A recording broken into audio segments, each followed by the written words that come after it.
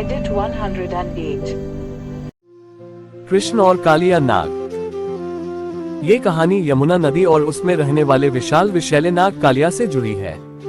वृंदावन में यमुना नदी के तट पर ग्वाले अपने गाय बछड़ों के साथ खेला करते थे, लेकिन यमुना का पानी इतना विषैला हो चुका था कि कोई भी जीव, चाहे वह इंसान हो या जानवर, उस पानी को पीने या छूने की हिम्मत नहीं करता था।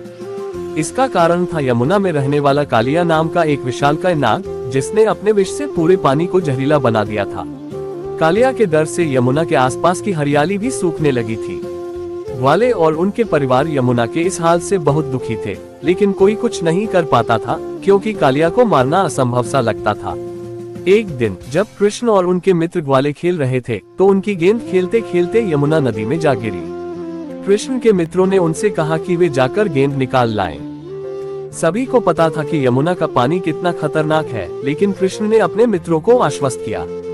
उन्होंने तुरंत ही यमुना नदी में छलांग लगा दी। जब कृष्ण यमुना में कूदे तो कालिया नाग क्रोधित हो गया। उसने देखा कि एक छोटा बच्चा उसकी यमुना में आया है। कालिया अपने फन फैलाकर कृष्ण के सामने आ गया। उसके एक एक फन से इतना विष निकल रहा था कि सारा पानी खौलने लगा। कृष्ण ने देखा कि कालिया अपने विष से उन्हें डराना चाहता है। कालिया ने कृष्ण पर हमला करने की कोशिश की, लेकिन कृष्ण उसकी पूंछ पकड़कर कालिया के फनों पर चढ़ गए। ये देखकर कालिया का अहंकार चूर चूर हो गया। वह कुछ समझ ही नहीं पाया कि यह छोटा बच्चा कौन है। कृष्ण ने कालिया के फनों पर चढ़कर एक अद्भुत नृत्य करना शुरू कर दिया। उनके हर कदम से कालिया का एक एक फन घायल होता गया। कालिया दर्द से तड़पने लगा और उसकी शक्ति कम होती गई। जब कालिया नाग बुरी तरह से घायल हो गया, तो उसकी पत्नियां नागिनें वहां आई और हाथ जोड़कर कृष्ण से अपने पति को क्षमा करने की विनती करने लगी। उन्होंने कृष्ण से कहा, हे प्रभु, हम जानते हैं कि हमारा पति पापी है, लेकिन उसे माफ कर दीजिए। हमें पता है कि आप कोई साधारण बालक नहीं, बल्कि स्वयं भगवान हैं।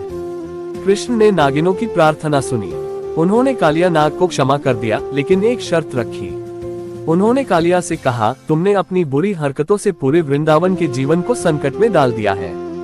मैं तुम्हें माफ कर रहा हूँ, लेकिन तुम्हें तुरंत यमुना नदी छोड़कर कहीं और जाना होगा।